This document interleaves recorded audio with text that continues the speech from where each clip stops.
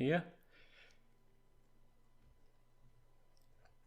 And trying to keep all my margins really smooth. So once I've done the rough prep with the rough diamond, we then switch to the fine diamond. So whenever you're doing occlusal stuff, try and lay the burr on its side. It just gives you a much flatter, more even surface, and also use it on its side to round over the line angle between the occlusal and the mesial.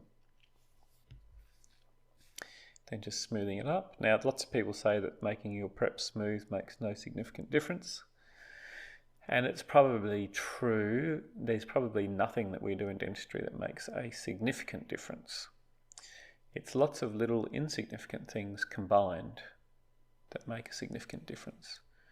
So it's a little bit like a chef, you know, there's no one little thing that a chef does that makes his food amazing. If he wants to have amazing food, he has to do lots and lots of little things that eventually make it perfect.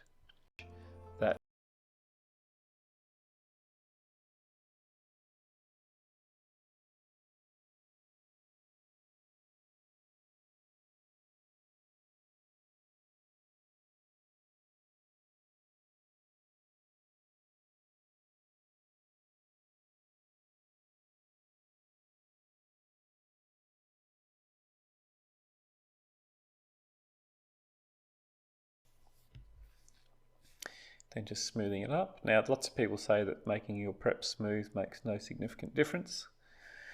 And it's probably true. There's probably nothing that we do in dentistry that makes a significant difference.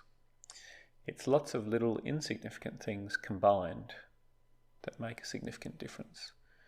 So it's a little bit like a chef, you know, there's no one little thing that a chef does that makes his food amazing. If he wants to have amazing food, he has to do lots and lots of little things that eventually make it perfect. So you can see we're just getting the smoothness going there with the fine diamond.